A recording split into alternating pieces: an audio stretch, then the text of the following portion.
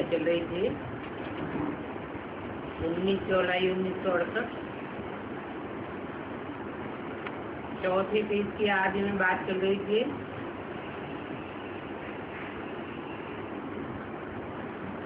दुख की कोई बात होती नहीं है सतयुग में। वहाँ जो भी होता है सुख के लिए होता है।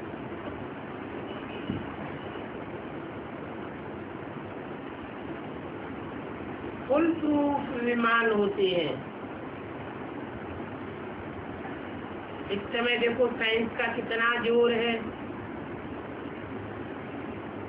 100 वर्ष के अंदर कितनी बिजली आदि की उन्नति हुई है तो ये सारा माया का पंप एंड शो।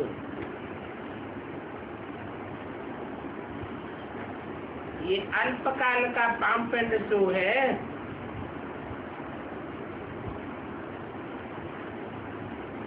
तो मीठे मीठे बच्चों को बात समझाते हैं ये ड्रामा है। 1 सेकंड इस ड्रामा का दूसरे सेकंड से मिल नहीं सकता।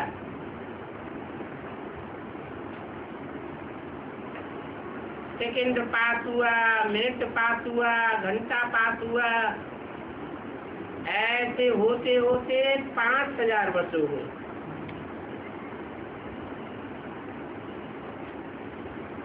अब बताओ 5000 वर्ष में कितने मास, कितने घंटे, कितने मिनट और कितने सेकंड होंगे। हिसाब तो निकाल सकते हैं। होशियार बच्चा हो तो झट हिसाब निकाले। है तो 5000 वर्ष की बात। हिसाब निकालने में थोड़ा सा माथा मारना पड़ेगा। इतना ही टाइम अगर याद की यात्रा में रहो तो कितने पाप कट जाओगे।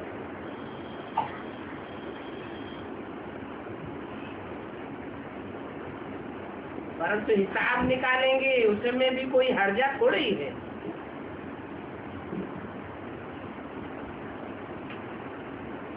हिसाब निकालने में बहुत करके 1 घंटा लगेगा।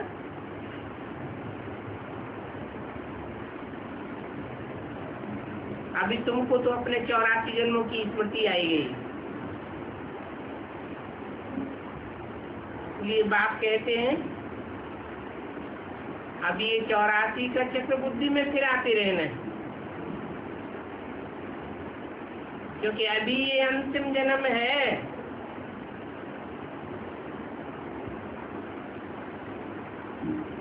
इसके बाद फिर नया चक्र शुरू होगा।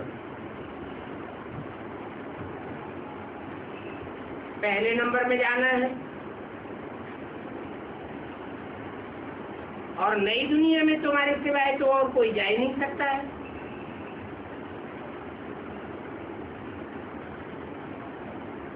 क्योंकि सब आत्माएं पतित हुई पड़ी हैं और सब बाप को तो नहीं पहचानेंगी।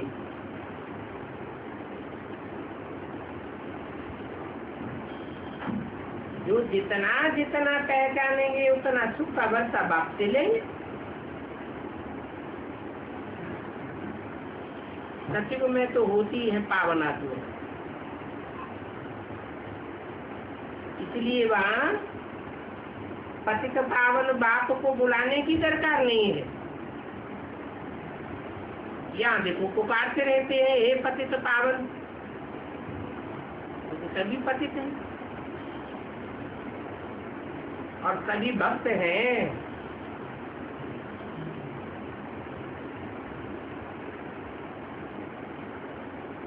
जो बुलाते हैं उनको भक्त कहेंगे या ज्ञानी कहेंगे? भक्त ही कहेंगे।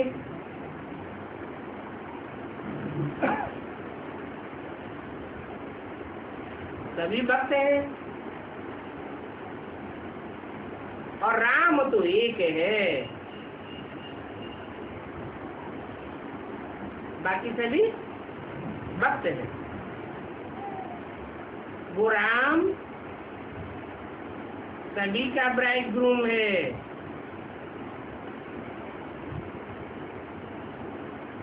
तुम सभी भक्तियां हो, भक्ति के सागर हो, और वो एक राम है ज्ञान का सागर। तो जो भक्ति के सागर हैं वो सब दुखी हैं।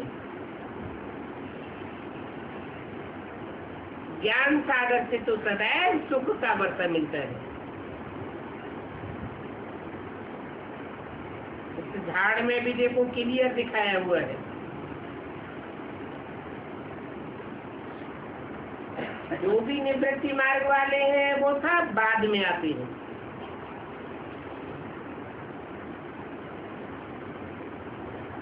क्यों बाद में क्यों आते हैं? क्योंकि उन्होंने बाप को पहचाना नहीं है। बाप तो आकर के प्रवृत्ति मार्ग की स्थापना करते हैं। सन्यासियों में भी कोई भ्रष्ट होकर के गृहस्थी में आ जाते हैं। गृहस्थी में चलते चलते फिर सन्यास में चले जाते हैं। ऐसे भी होता रहता है। अभी तुम जानते हो सभी आत्माएं अपने अपने धर्म में अपने सेक्शन में जाकर के बैठेंगी। तुम्हारी बुद्धि में सारा ड्रामा का मूल वतन का राज बताई दिए। तो मनुष्य शक्ति को वैरायटी धर्मों का झाड़ कहा जाता है, जिसको दिखाने के लिए विराट का रूप भी दिखाया है।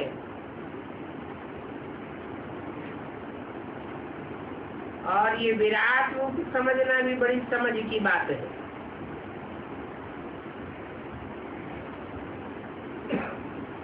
विराट रूप में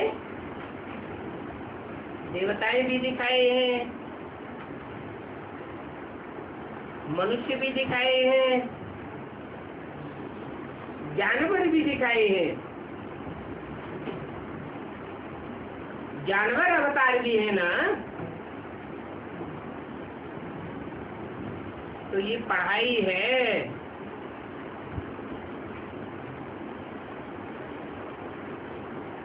बाप कहते हैं गृहस्थ में बाहर में रहते अभी उस आमदनी का उपाय करना है, धंधा आदि भी करना है। धंधा आदि नहीं करेंगे तो घर कैसे संभालेंगे? वो सब कुछ करते हुए मामेकम याद करो तो पाप कर जाएंगे। बाबा ये नहीं कहते हैं कि छोड़कर यहाँ चले आओ। इसने भी कोई को छुड़ाया नहीं। ये तो ड्रामा की भाभी बनी हुई थी। बाबा ने तो एक को भी नहीं कहा कि तुम छोड़ करके चले आओ। कितनी बांधेली भी थी। कोई के माँ बाप ज्ञान में होते हैं तो बच्चे को भी ले आते हैं। लेने वाले कैसे भी करके चले आते थे। उनको कहते थे हम तुमको अपनी पंचायत से निकाल लेंगे। वो फकुर में आकर के कहते आधी निकाल दो, हम अपनी ईश्वरीय पंचायत में चले जाएंगे।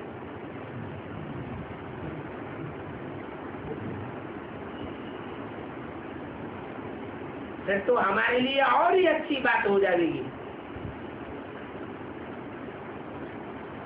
तो ये सभी ड्रामा में पार्ट था। कंसपुरी को छोड़ करके कृष्णपुरी में चले गए।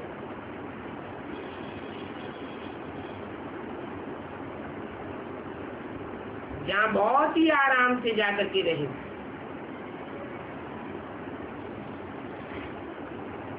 वहाँ मुसलमान लोग भी समझते थे ये सफेद पोश तो खुदा परस्त हैं, खुदाई खिदमतगार हैं।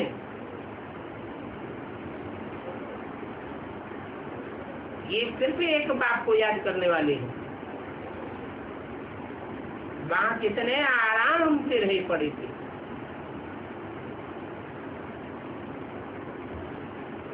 क्योंकि तुम्हारी संभाल करने वाला वहाँ बाप था।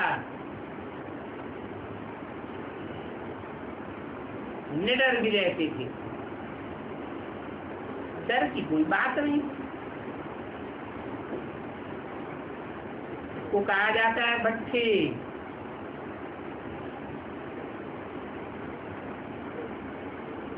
फिर उस भट्टी में से कोई फर्स्ट क्लास निकले। जैसे भट्ठा लगाया जाता है ईंटों का, तो कोई अव्वल नंबर ईंट निकलती है, कोई 2 नंबर, कोई खंजर निकल पड़ती है, कोई कच्चे निकल पड़ते हैं, टुकड़ टुकड़ हो जाते हैं। रुपए भी देखो, कोई सच्चे होते हैं, कोई झूठे। और ठप्पा तो सभी सच्चे और झूठों पर लग जाता है। परंतु सबके ऊपर एक जैसा ठक्का नहीं करते हैं।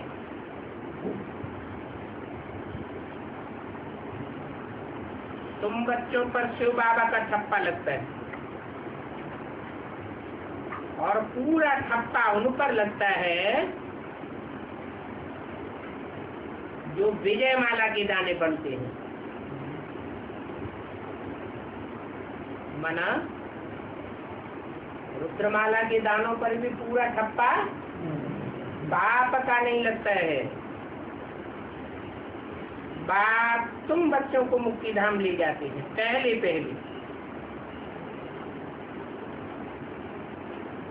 योग बल से हिसाब किताब चुप्पू करके जाते हैं, कोई फिर सजा खा के जाते हैं। बाकी हिसाब किताब तो सबका चुप्पू होना है।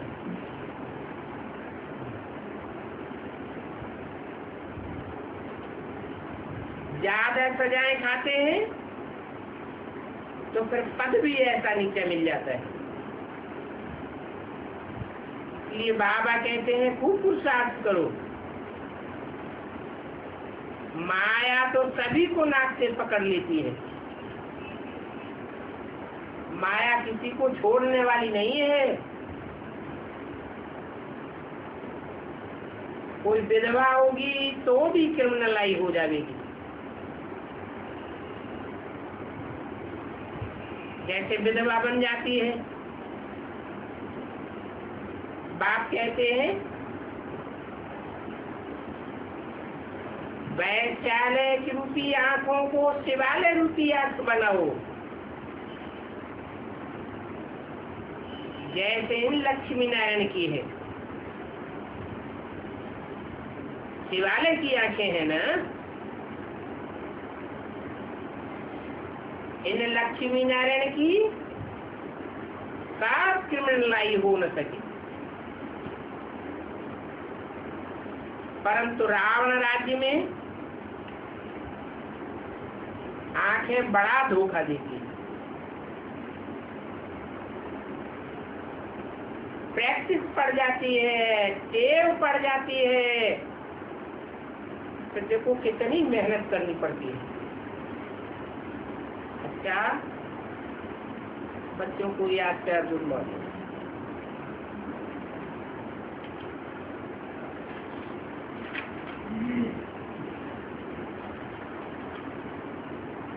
आज की वाणी है 20 जुलाई 1968। बाप अपने बच्चों को कहते हैं और समझाते हैं कि अंतर्मुखता किसको कहा जाता है। कुछ भी बोलो नहीं, वाणी से भी नहीं बोलना है और मन के संकल्पों से भी नहीं बोलना है। अपन को आत्मा समझते हुए बाप को याद करो। ये शिक्षा बाप बैठ देते हैं। ऐसी शिक्षा देने का और कुछ भी बोलने का कोई को हक नहीं है। और यहाँ तो सिर्फ समझाने दी जाती है कि घर गृहस्थ व्यवहार में ऐसे ऐसे रहना है। ये मनमना भव है। सिर्फ मुझे याद करो। ये पहला पॉइंट है। ऐसी स्टेज में रहेंगे तो घर में भी क्रोध में नहीं आवेगा, क्रोध नहीं आवेगा। क्रोध ऐसी चीज है जो पानी का मटका भी सूख जाता है। क्रोधी मनुष्य जो होते हैं वो अशांति बहुत फैलाते हैं। इसलिए घर गृहस्थ व्यवहार में रहते अपने पूरी शांति में रहना है। भोजन खा करके अपने धंधे अथवा ऑफिस में चले जाना है और वहां भी साइलेंस में रहना है। सभी कहते तो हैं हमको शांति चाहिए। ये बात तो बच्चों को बताई है। इस शांति का सागर तो एक ही बात है। और ऐसा बाप डायरेक्शन देते हैं, मुझे याद करो। तो तुम भी सदा के लिए शांति स्वरूप बन जाएंगे। इसमें बोलने करने का कुछ भी नहीं है। अंतर्मुख होकर के रहना है। आप इसमें भी अपना काम करना है, परंतु उसमें भी जाति बोलना नहीं होता है। और सदैव प्रैक्टिस करो कि बिल्कुल मीठा होकर के रहना है। कोई को भी दुख नहीं देना है। लड़ाई आदि करना, वैमनस्य में रहना, ईर्ष्या करना, ये भी तो क्रोध है ना। हालांकि सबसे बड़ा दुश्मन है काम विकार। दूसरे नंबर में क्रोध आता है। एक दो को दुख पहुंचाते हैं। क्रोध से देखो कितनी लड़ाई आदि हो जाती है। अब बच्चे जानते हैं इस सतयुग में तो क्रोध होता ही नहीं है। वहां क्रोध क्यों नहीं होता है? क्योंकि वहां सत्य की दुनिया है। सत्य बाप की स्थापन की हुई दुनिया है। सत्य बाप निराकारी निर्विकारी है। तुम बच्चों को भी निराकारी निर्विकारी बनाते हैं।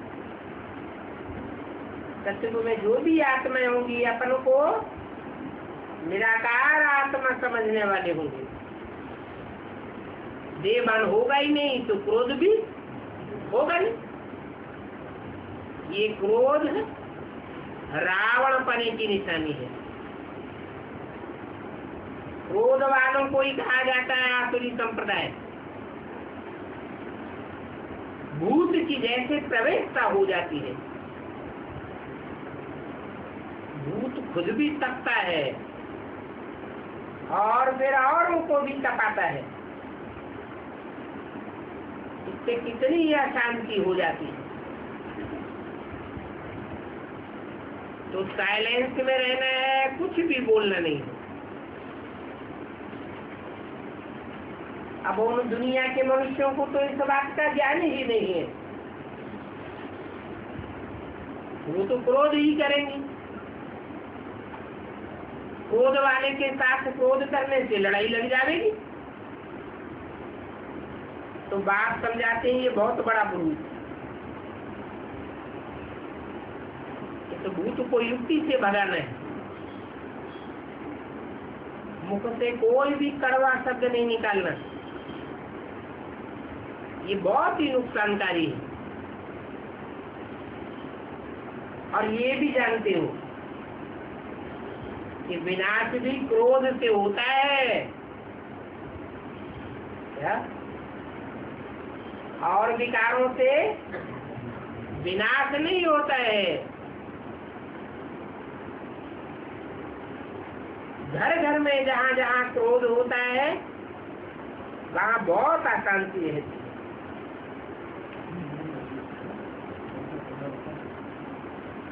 क्रोध किया तो जरूर तुम बाप का नाम बदनाम कर देंगे। तो भूतों को भगाना है।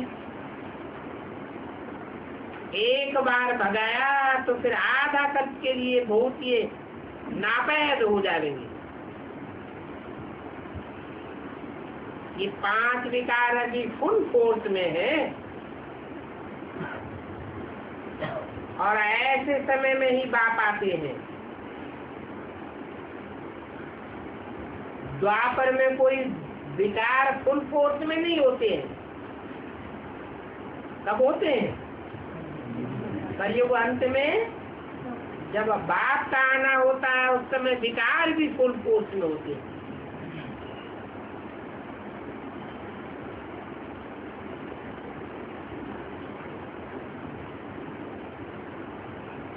इंद्रियां जो विकारी बनती हैं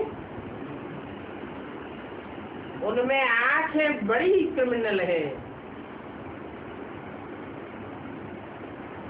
जोर से बोलने से भी मनुष्य तप जाते हैं, खुद भी तपते हैं और सारे घर को भी तपा देते हैं। जो भी क्रोध वाले होंगे वो याद तो कर ही नहीं सकते।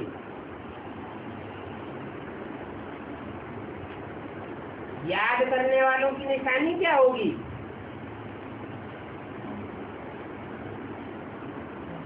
वो सदैव शांति में रहेंगे। तो अपने दिल से पूछना है हमारे में कोई भूत तो नहीं आता है? मोह का भी भूत होता है, लोभ का भी भूत कोई कम नहीं है, सभी भूत है। ये रावण की सेना है।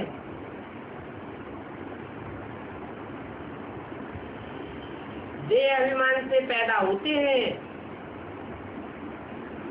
तो देहभान छोड़ने के लिए बाप कितना याद दिलाते हैं।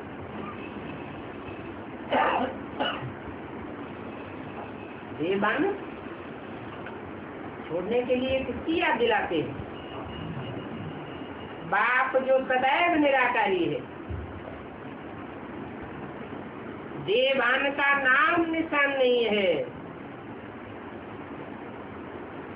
उसकी याद करने से तुमको भी शंका करने लगेगा। इस बात में ही बहुत मुझे थे।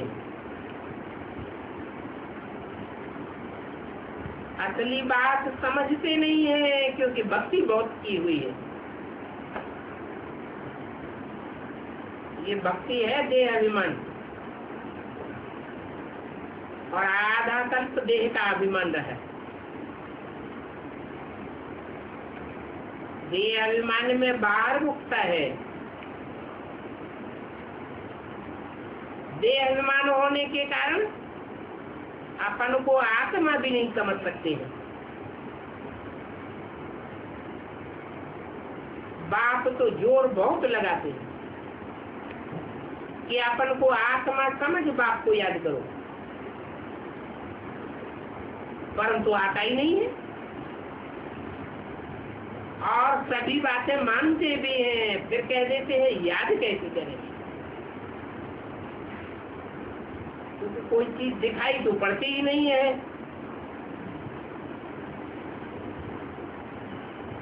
आत्मा का बाप तो दिखाई नहीं पड़ेगा, वो तो है ही सूक्ष्म। परंतु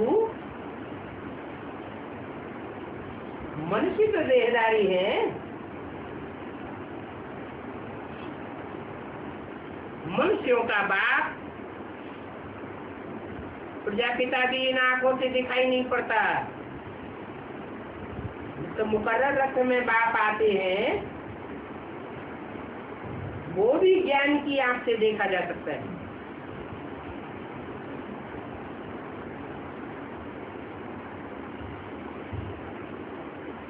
तो कोई चीज, परंतु ज्ञान की आंख से ही समझ सकते हैं। फिर उनको समझाया जाता है कि तुम अपन को आत्मा समझते हो, आत्मा समझेंगे तो निराकारी तेज बनेगी। निराकारी बुद्धि बनने से बुद्धि सूक्ष्म बनेगी, और सूक्ष्म बुद्धि में सूक्ष्म बात की याद समाएगी, सूक्ष्म समझ में आएगा। कोई छोटी चीज पकड़नी हो तो बड़ा औजार पास में लावेंगे, हाथ में लेंगे, या छोटा औजार काम में आएगा। आत्मा अति सूक्ष्म है और परमात्मा बाप तो बहुत सूक्ष्म है। तो पहले पहले अपनी बुद्धि को निराकारी बनाना पड़े। ये जानते हो कि हमारा बाप बेहद का बाप है।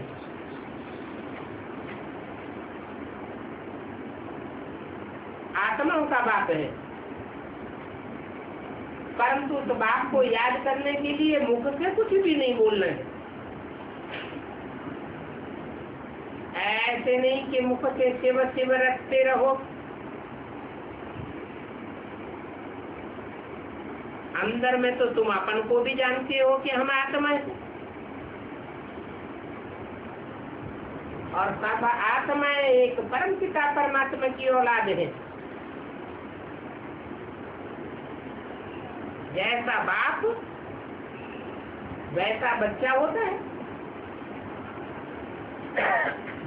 हाथी मोटा ताजा होता है तो बच्चा भी मोटा ताजा होता है। आत्माएं सूक्ष्म है तो आत्माओं का बाप भी अति सूक्ष्म। तुम अंदर में जानते हो कि मैं आत्मा हूं, सभी शांति मांगते रहते हैं, परंतु शांति तो होती नहीं है। कितना अशांत होते रहते हैं। अभी तुम तो जानते हो कि शांति का सागर तो वो है, एक ही परम पिता परमात्मा है।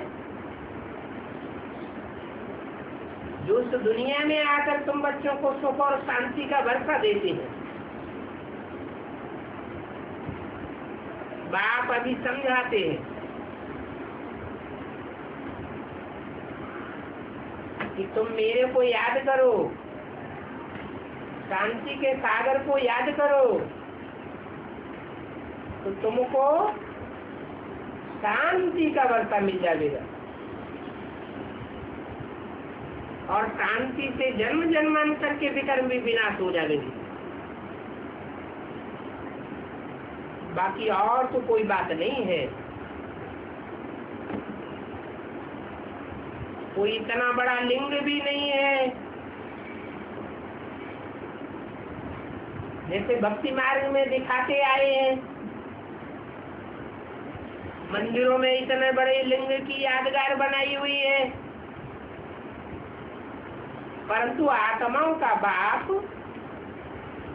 केवल ज्योति बिंदु इतना बड़ा तो नहीं है।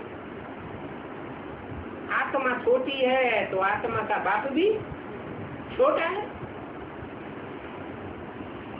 परंतु भक्ति मार्ग में सभी उसे याद करते हैं। बड़ा रूप याद करते हैं या छोटा रूप याद करते हैं?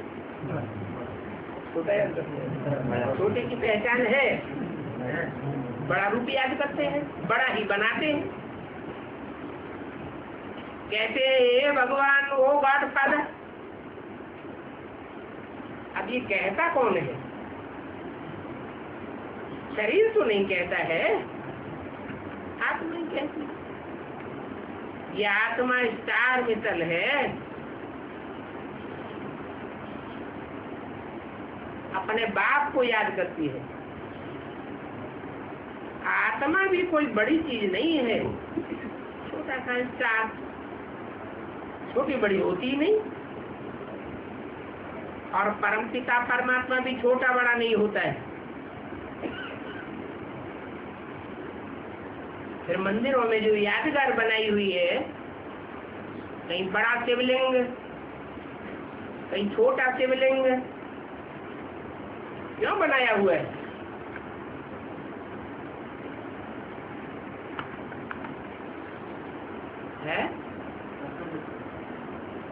कर्तव्य करने के लिए तो शरीर चाहिए ना। आत्मा बिंदी खुदक खुदक के कैसे कार्य करेगी? तो जिस मुकर्रर रथ में प्रवेश करके कार्य करते हैं, उस रथ की यादगार लिंग बना हुआ है।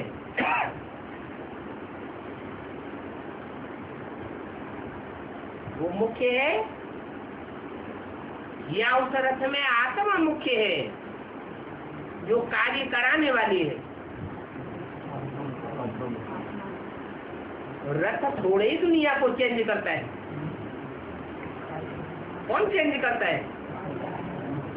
उसमें जो सूक्ष्म आत्मा प्रवेश करती है, सुप्रीम सोल, वो परिवर्तन करने वाले हैं।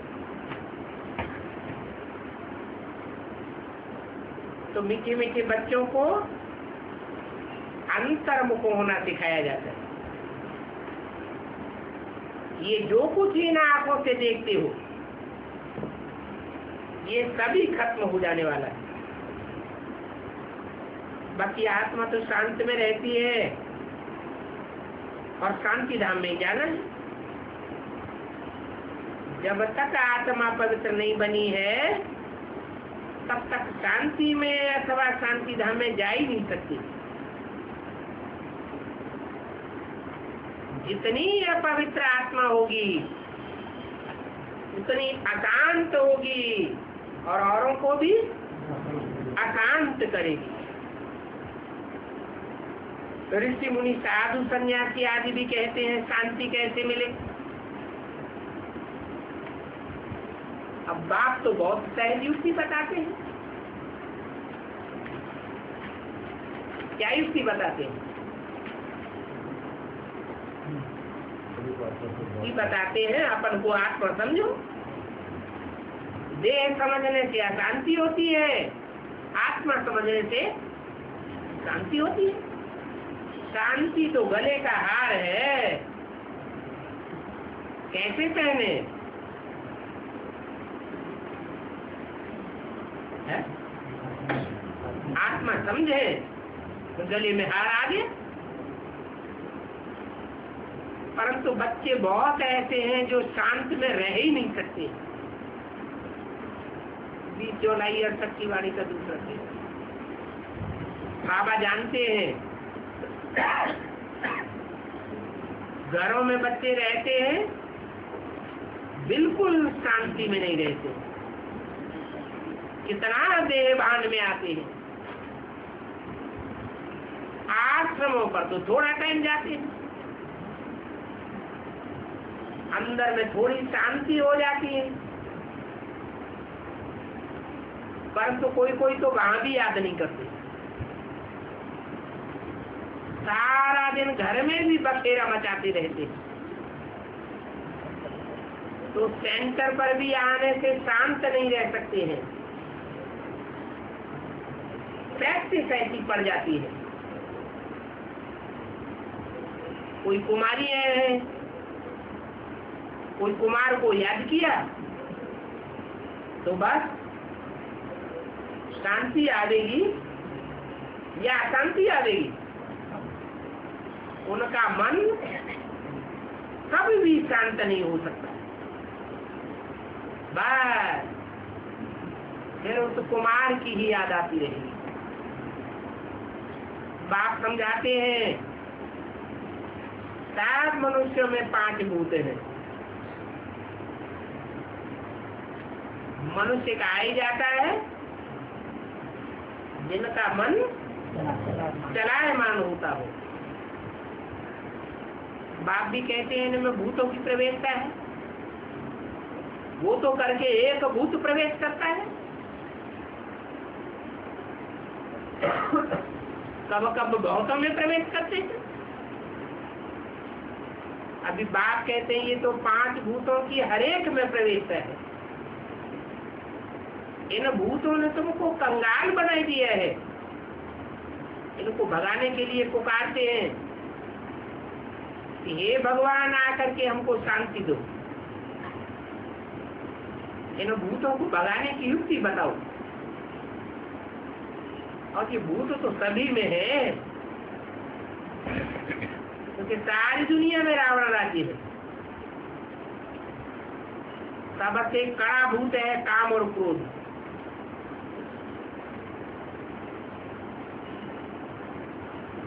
काम है मुखिया और उसका असिस्टेंट है क्रोध।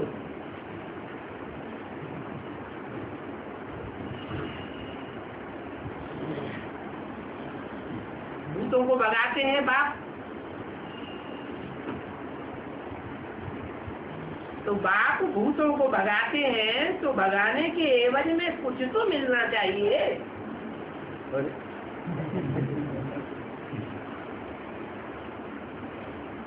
वो भूतों को भगाते हैं, उनको कुछ मिलता थोड़ा ही है, कुछ भी नहीं। ये तो बच्चे जानते हैं, बाप आते हैं सारे विश्व से भूतों को भगाने के लिए। अभी सारी विश्व में सभी में भूतों ही भूतों की प्रवेशता है। देवताओं में तो कोई भी भूत नहीं होता, न देह अभिमान का भूत होता है, न काम का होता है, न क्रोध लोभ मोह कुछ भी नहीं। ये लोभ का भूत भी कोई कम नहीं है। ये अंडा खाऊं, वह खाऊं, यह करूं, बहुतों में भूत रहता है। अपने दिल में समझते हैं बरोबर हमारे में काम का भूत है, क्रोध का भूत है। तो इन भूतों को भगाने के लिए बाप कितना माथा मारते हैं। देह अभिमान में आने से फिर दिल में होती है कि बाकी पहनूं, ऐसे ऐसे करूं, फिर ऐसे वैसे करने से की कमाई सारी चट हो जाती है। क्रोध वालों का भी ये हाल होता है। कोई तो क्रोध में आकर के बाप को भी मार देते हैं। देखो बच्चे बाप को मार देते हैं, क्रोध में आकर के स्त्री पति को भी मार देती है। जेल में जाकर के तुम देखो कैसे कैसे जेल में रहे पड़े हैं।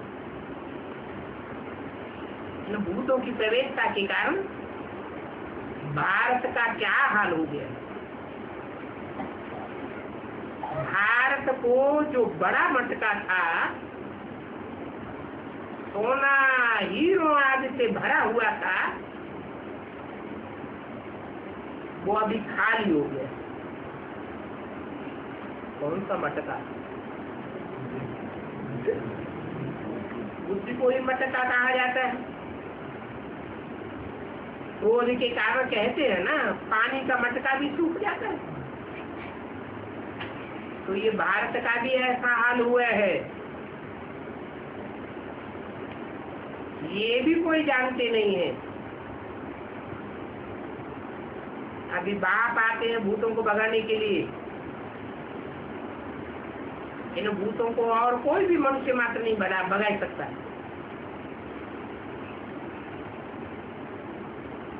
ये 5 भूत बड़े ही जबरदस्त हैं,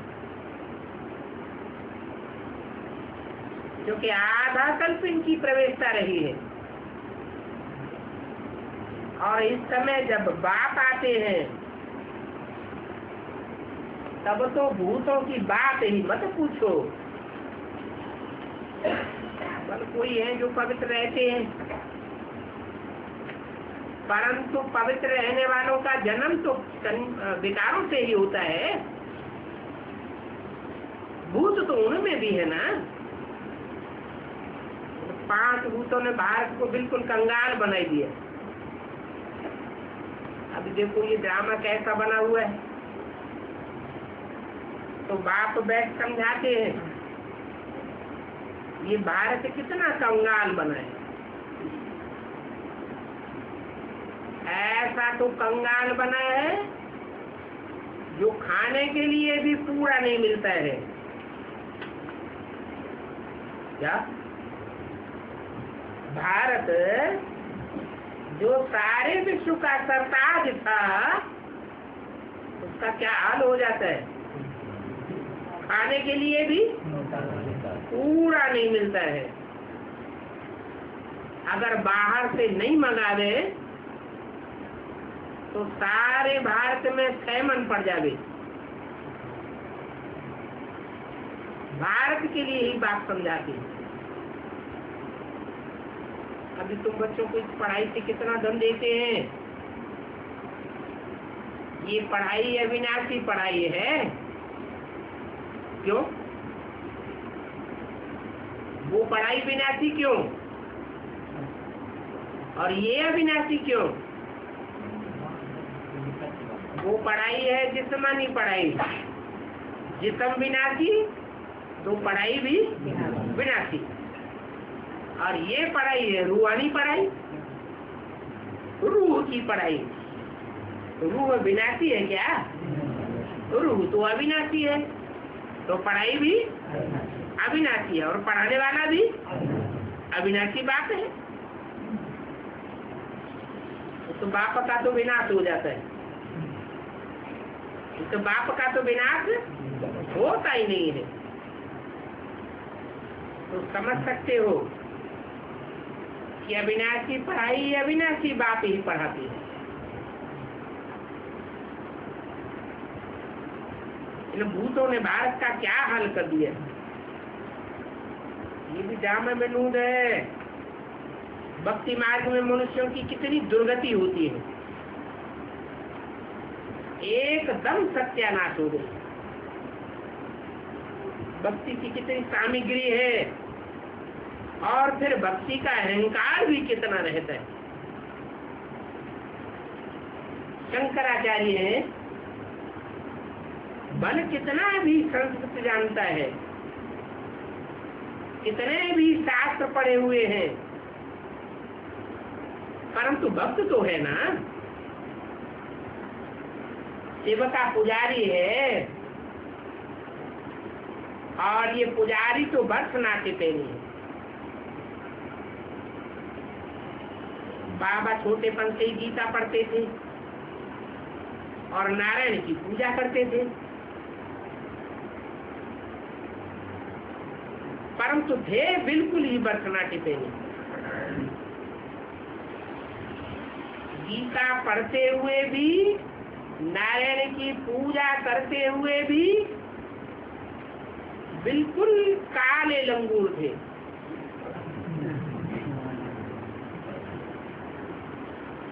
कोई काले लंगूर होते हैं, कोई लाल भी होते हैं। समझ कुछ भी नहीं है। अभी तुम्हारी में तो समझ आ गई, मैं आत्मा हूँ, ये हमारा बाप है।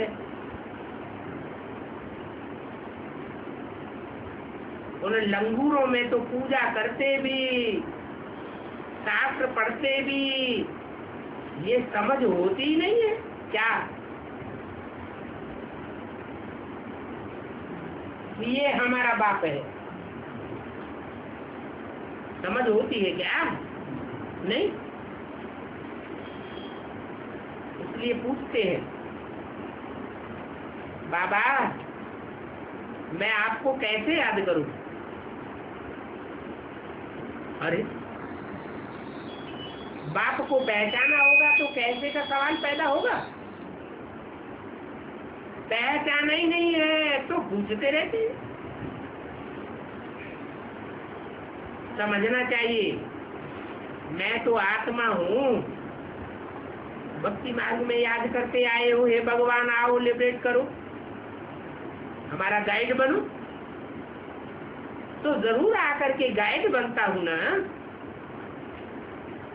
गाइडेंस मिलती है। किस बात के लिए गाइडेंस मिलती है? मुक्ति के लिए गाइडेंस मिलती है, फिर जीवन मुक्ति के लिए गाइडेंस मिलती है। बाप तो जीवन मुक्ति में जाने का रास्ता बताते हैं। पुरानी दुनिया से तुमको नफरत दिलाते हैं,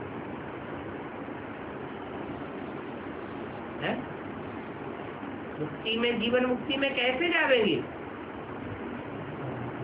जबकि इस पुरानी दुनिया में जो कुछ भी इन आंखों से देखते हैं वो सब से नफरत आ जानी चाहिए। सब दुखदाई है, सब धोखेबाज हैं, कोई काम में नहीं आने वाले हैं। क्योंकि इस समय सभी की आत्माएं काली ही काली है। उन काली आत्माओं को फिर गोरा शरीर कैसे मिलेगा?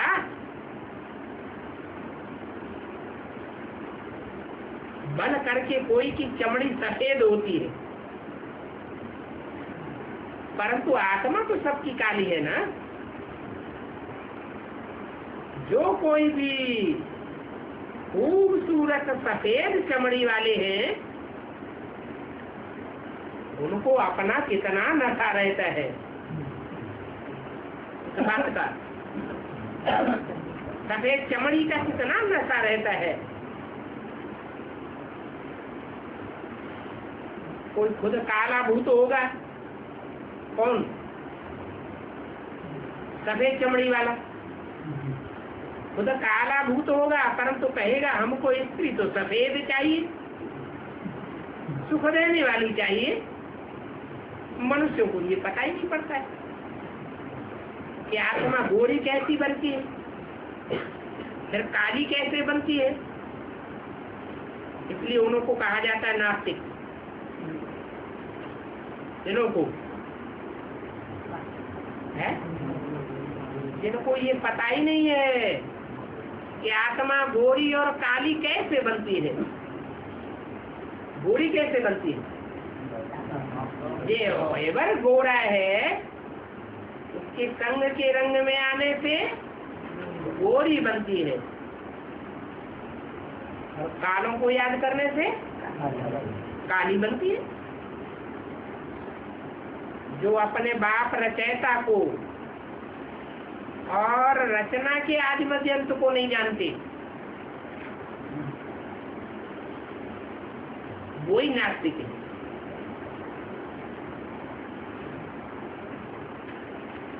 अभी कौन है रचयिता और कौन है रचना?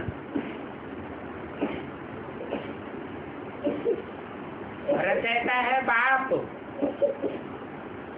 और रचना है अव्वल नंबर का बच्चा। कौन है? सत्य रूपी वृक्ष का पहला पत्ता सत्य ही तो है। वो है पहली रचना, अव्वल नंबर रचना। और उसका बीज बाप है रचयिता। उसका रचयिता बाप और रचना को जो जानते हैं, क्या जानना है? क्या जानना कि रचयिता बाप कौन है 500 करोड़ की सृष्टि के बीच। व्यक्त शरीर वाले तो 500 करोड़ शरीर हैं, लेकिन उन व्यक्त शरीरधारियों में रचयिता कौन है और रचना कौन है? मनुष्य हो करके और रचयिता को न जाने और रचना के आदिमति अंत को न जाने तो उसको कहेंगे जानवर से भी बदतर। इतने होते हैं जो रचयिता बाप को और उनकी रचना को भली भांति जानते हैं, है? 4 लाख ही जानते हैं।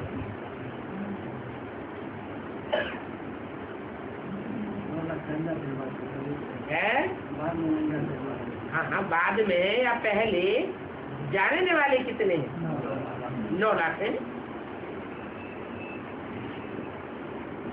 बाकी सब जानवर से भी बदतर आत्माएं हैं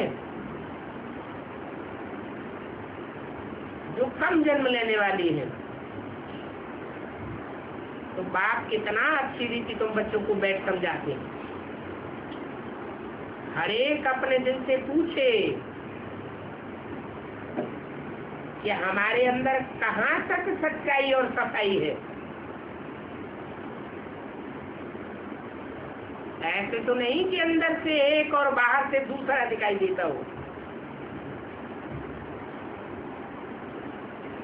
कहाँ तक हम अपन को आत्मा समझ मोस्ट बिलीवर्ड बाप को याद करता हूँ। इस याद के बल से ही रावण पर विजय पानी है। इसे विजय पाने में कोई शरीर का बलवानपना नहीं दिखाना है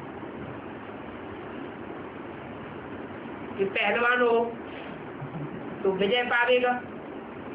नहीं, शरीर भल कैसा भी हो, लेकिन आत्मा को सूक्ष्म बनाने की बात है, आत्मा को बलवान बनाने की बात है। इस समय दुनिया में सभी से बलवान अमेरिका गिना जाता है। कौन सा देश है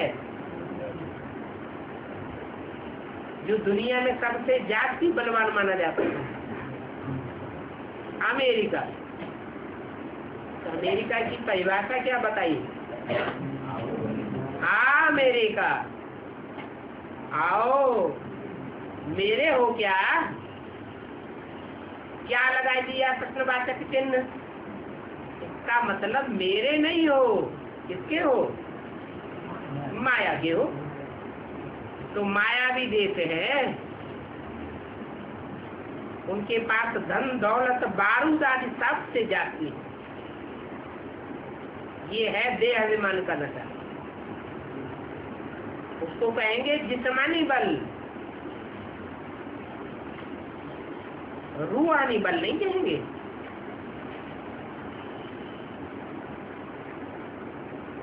मारने के लिए वह बल है, वो कोई जीव दान देने का बल नहीं है।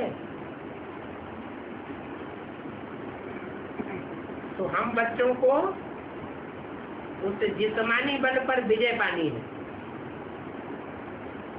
क्योंकि तुम्हारा है रूहानी बल। रूह ज्यादा सूक्ष्म है या जिस्म ज्यादा सूक्ष्म है? सूक्ष्म में ज्यादा ताकत होती है या जिस्म में ज्यादा ताकत होती है? तुम विजय पाते हो रावण पर, जिससे तुम विश्व का मालिक बन जाते हो। इसलिए रामलीला बनाई है, भक्ति मार्ग में बैठ दिखाते हैं। रावण को कितना बड़ा बनाते हैं और राम को छोटा बनाते। इस बात की यादगार है। राम वाली आत्मा आत्म की स्थिति में रहने वाली और रावण देवान धन पद मान मर्तबे के स्टेज में रहने वाला। अभी तुम जानते हो कि तुम्हारे ऊपर कोई जीत पहन ही नहीं सकता। बेहद के बाप से बेहद का मिला हुआ वर्षा तुमसे आधा कल्प के लिए कोई छीन नहीं सकता। और धर्म वालों को कोई को भी ये मुक्ति, जीवन मुक्ति का 100% वर्षा मिल नहीं सकता।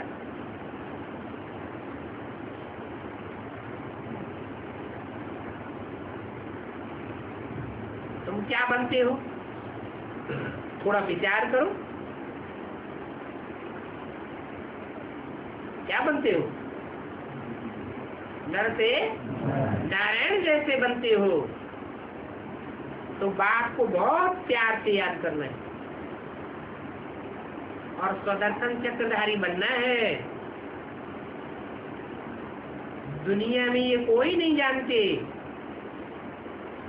कि विष्णु को सुदर्शन चक्र क्यों दिया है। वो भक्त तो समझते हैं कि सुदर्शन चक्र से सभी का सिर कटता है, चक्र फिरता जाता है और सिर कटते जाते हैं। तो मतलब क्या हुआ? मनन चिंतन मंथन की बात है। अपने 84 जन्मों के चक्र को समझते जाते हैं और जो आसुरी आत्माएं हैं उनको भी अपने ज्ञान दर्पण से साक्षात्कार कराए देते हैं कि तुम क्या हो, तुम्हारा पार्ट क्या है और हमारा पार्ट क्या है। कुछ लोग भी जो अकाले होते हैं उनके पास हथियार होते हैं, उन्होंने फिर इसको सुदर्शन चक्र समझ लिया। तो मीठे मीठे बच्चों को बाप समझाते हैं कि हे मेरे मीठे मीठे बच्चे, तुम देखो क्या थे,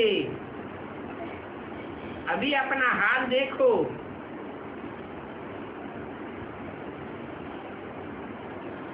पहले सुदर्शन चक्रधारी थे, अभी बुद्धि डल हो गई है। बल कितनी भी भक्ति आदि करते हैं, परंतु वो भक्ति करने से भूत निकलते ही नहीं और ही बढ़ते जाते हैं। अंतर्मुख होकर के देखो, हमारे में कोई भूत तो काम नहीं करता है। कोई से दिल लगाई, उनकी बाखी पहनी, समझो देह भान में आया और चट खाते में गया।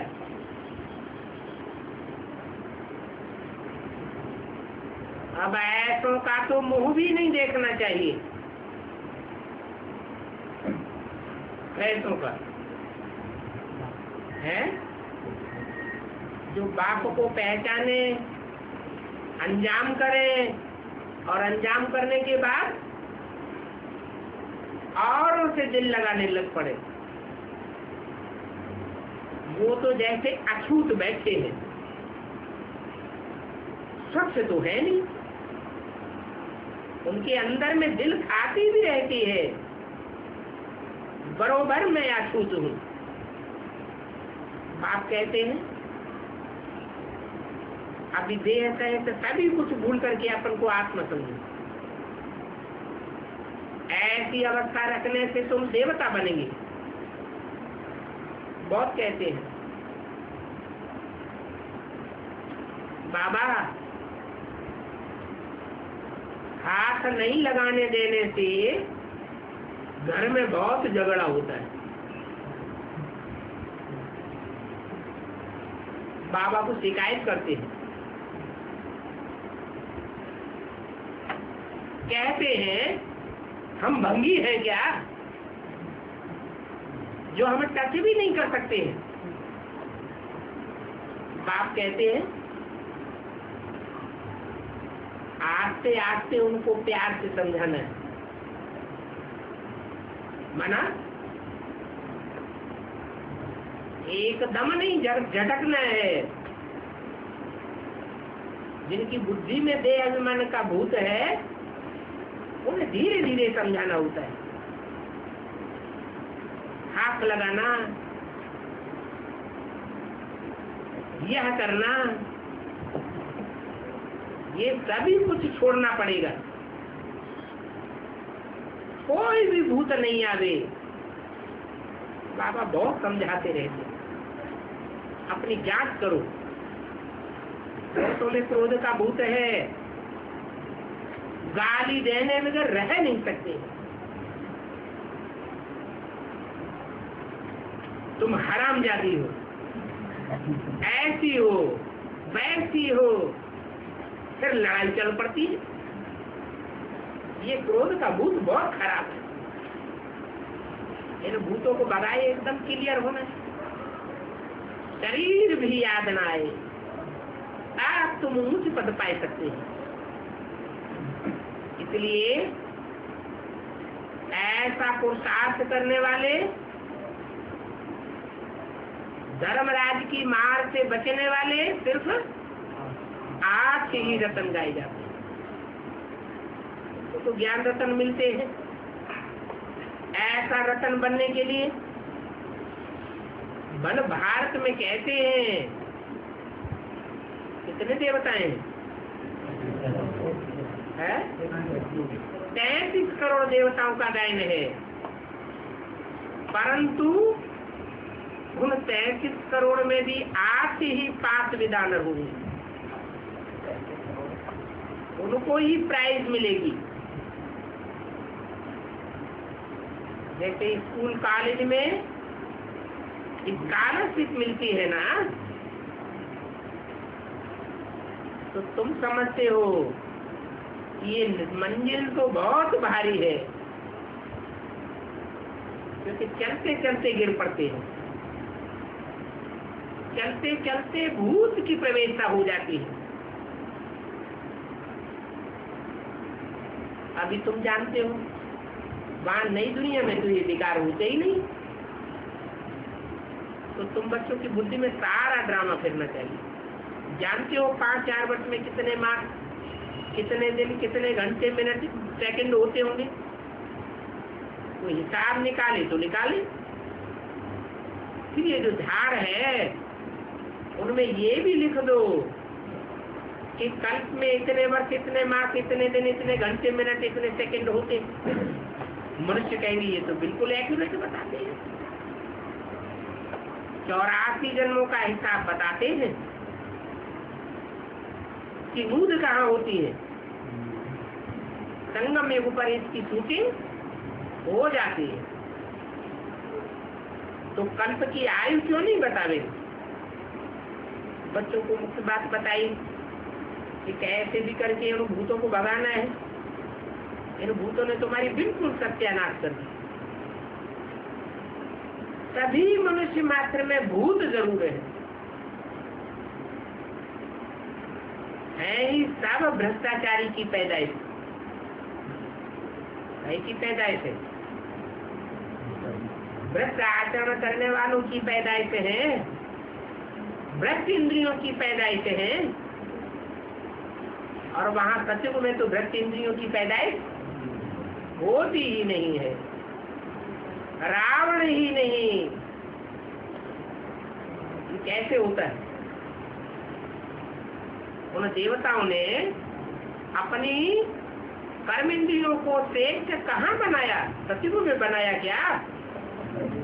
ये संस्कार कहाँ से ले जाते हैं? जरूर ऐसे संस्कार संगम युग में ले जाते हैं, राजयुग बल से, जो कर्मेंद्रियां बिल्कुल शीतल हो जाती।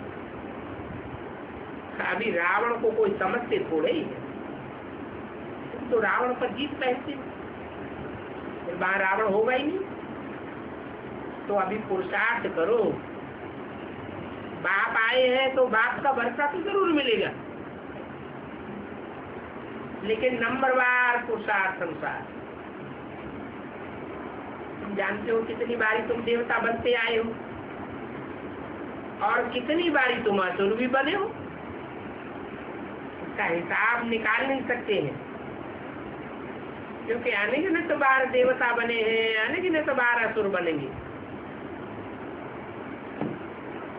हाँ, इतना जरूर जानते हैं कि शांति में रहने से कभी भी क्रोध नहीं आएगा। बाप जो शिक्षा देते हैं उन शिक्षाओं पर अमल करना चाहिए। अच्छा, बच्चों को गुड मॉर्निंग।